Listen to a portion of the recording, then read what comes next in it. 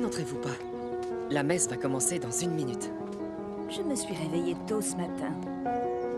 Et j'ai eu le pressentiment qu'il fallait que je vienne jusqu'ici. Eh bien, vous êtes arrivé à temps.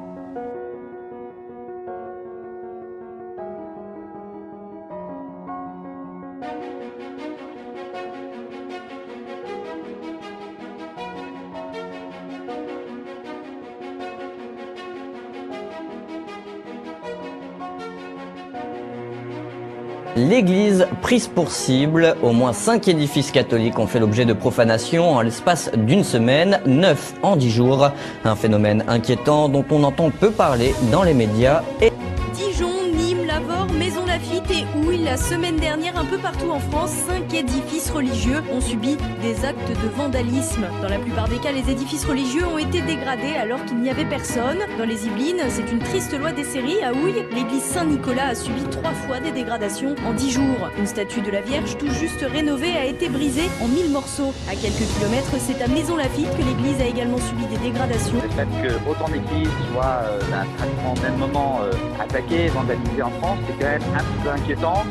Et ce qui est d'autant plus inquiétant, c'est l'absence totale de réponse politique et même médiatique. On en a moi-même beaucoup parlé. Aux alentours de 2h30 du matin et qui a entièrement détruit l'église Saint-Jacques, située rue de Champs-Rouge, dans le quartier de la Capuche à Grenoble. Une centaine de personnes ont dû être évacuées de leur logement pendant l'intervention des sapeurs-pompiers qui a nécessité 5 lances à eau. Et ce matin, les habitants étaient encore choqués. 23h30 hier soir, les riverains donnent l'alerte. Un immense brasier s'attaque à la flèche du clocher de l'église Sainte-Thérèse. Un spectacle impressionnant dans la nuit. À 33 mètres de hauteur, la structure va s'effondrer en 20 minutes sous les yeux impuissants des habitants. Le feu a fait son œuvre. La bibliothèque de 1734 est partie en fumée. Classée aux monuments historiques, elle abritait objets de culte et une partie des archives paroissiales. Il y avait dans cette salle, par exemple, toutes les archives de la comptabilité de la paroisse depuis 1804, depuis le Concordat de Napoléon. Tout ce qui est le plus ancien était déjà sorti de la sacristie et de ce point de vue-là, les Bordelais ont évité de perdre une partie de leur mémoire. De l'extérieur, rien n'y paraît. L'édifice est resté intact. Mais à l'intérieur, l'église Sainte-Thérèse, si claire d'habitude, est noircie par une épaisse couche de suie. Dans la nuit de lundi à mardi, un incendie d'origine criminelle a entièrement détruit l'autel de bois de cette église du centre de Coudekerque-Branche. L'incendie de l'église de Fontainebleau serait d'origine criminelle. C'est en tout cas le constat des pompiers intervenus rapidement sur place après la découverte d'épaisses fumées par la gardienne de l'édifice ce matin dès 7h20. Des objets auraient été rassemblés à 3 endroits différents dans l'église avant d'être incendiés. Le feu n'a pas fait de victimes. Oui.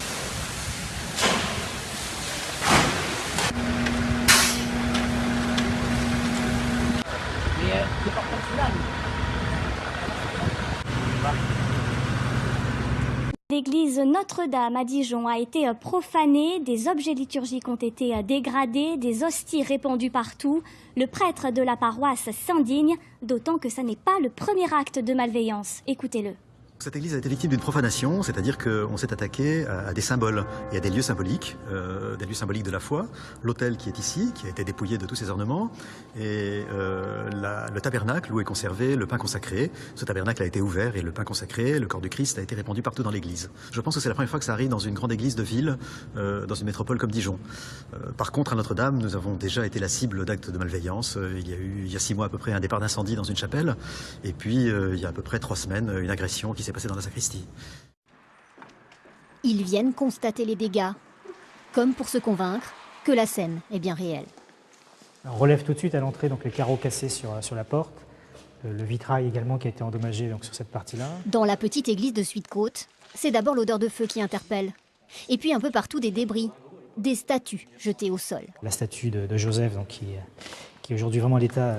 Un saccage en règle pour Paul Christophe, le maire d'un village pourtant paisible, dit-il. Je pense que ce qui surprend le plus au départ, c'est cette violence qu'il a fallu sortir pour dégrader dans ces proportions-là le site. Un appel aux dons pour l'église Saint-Sulpice à Paris il y a 10 jours. L'édifice situé dans le 6e arrondissement a été visé par un incendie d'origine criminelle. Les pompiers sont arrivés très vite. Heureusement, seule la porte principale a été touchée, mais elle est classée. Et les dégâts sont très importants. Il y en a pour plus d'1 million d'euros. Le curé de Saint-Sulpice, Jean-Loup Lacroix, en appelle donc à la générosité. 10h30 ce matin, des flammes s'échappent de la basilique Saint-Donatien en plein cœur de Nantes. À l'origine de cet incendie, des travaux de rénovation du bâtiment. Depuis quelques jours, 2 ouvriers réparaient les fuites sur les gouttières.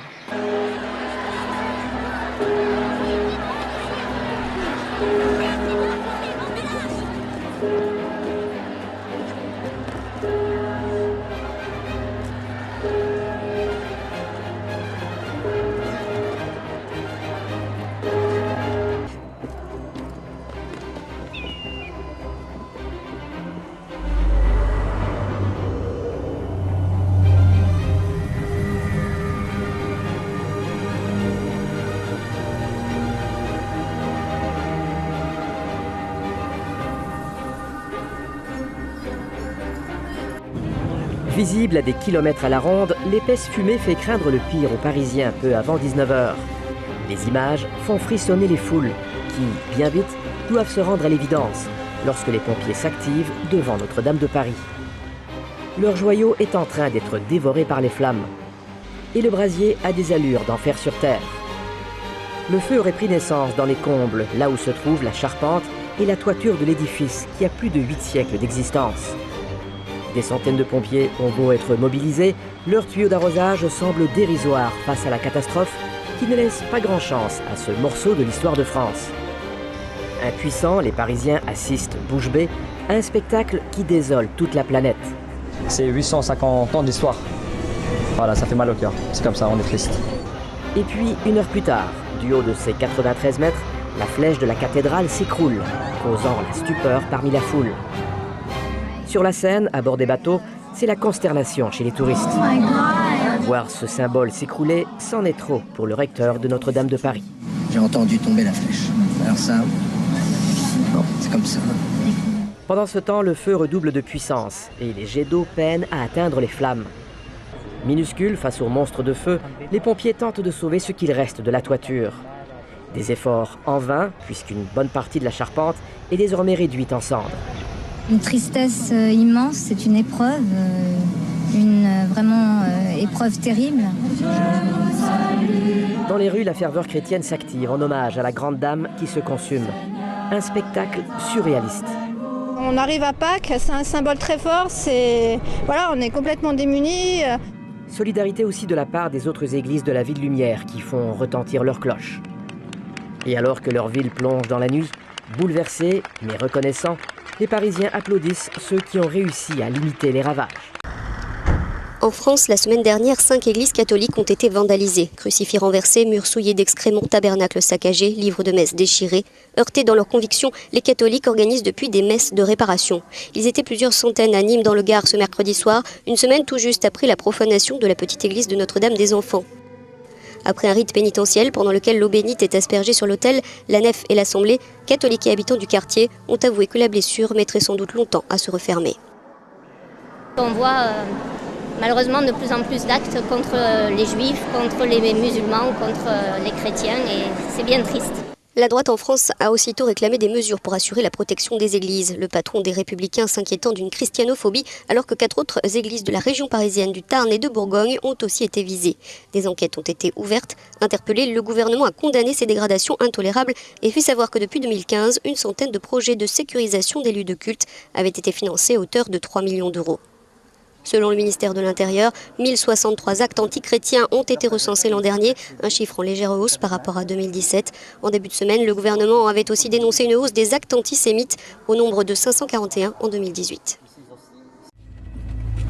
Je sais qu'en ces jours, ces portes sont closes, ces beautés protégées de la folie des hommes.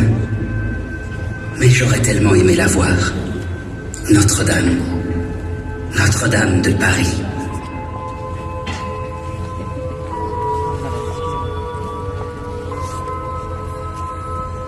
Elle est plongée dans la pénombre, elle qui est lumière.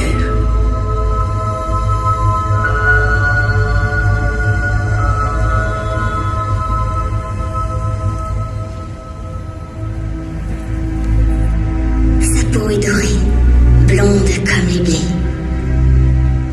Elle est belle, la première saluée par le soleil sur l'île de la Cité.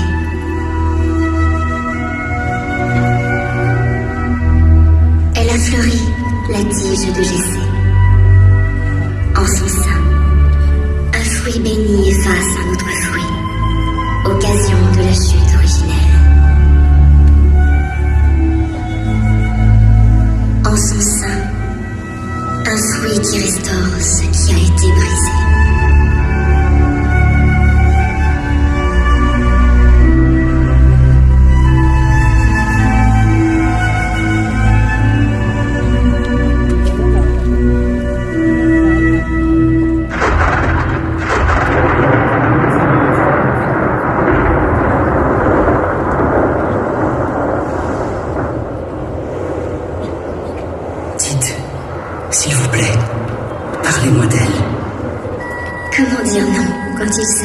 Notre-Dame. Les abîmes n'étaient pas encore, et déjà elle était conçue. La Vierge Mère, trône de la sagesse. Elle paraît si loin les premières heures, la paille protégeant les ébauches d'élévation. Un humble chaume pour la nouvelle Ève et le Fils de l'homme, la pierre d'angle.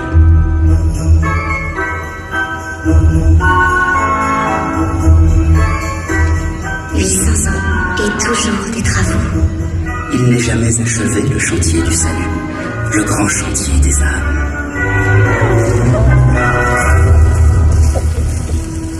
Altérée, dégradée mais toujours restaurée, Notre-Dame offre au premier regard sa façade harmonique.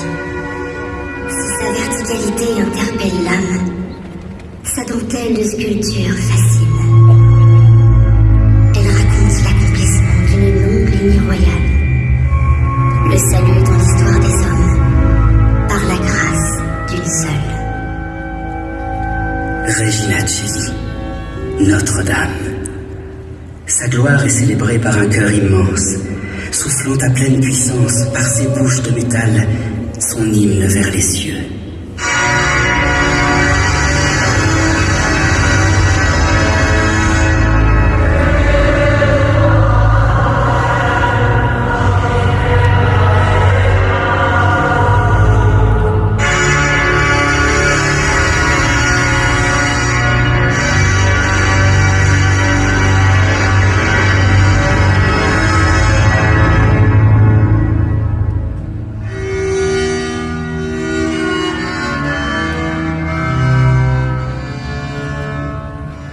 Sa beauté visible est un appel à contempler une réalité invisible d'une plus grande beauté. Depuis des siècles, en son cœur minéral, une chose ne change pas.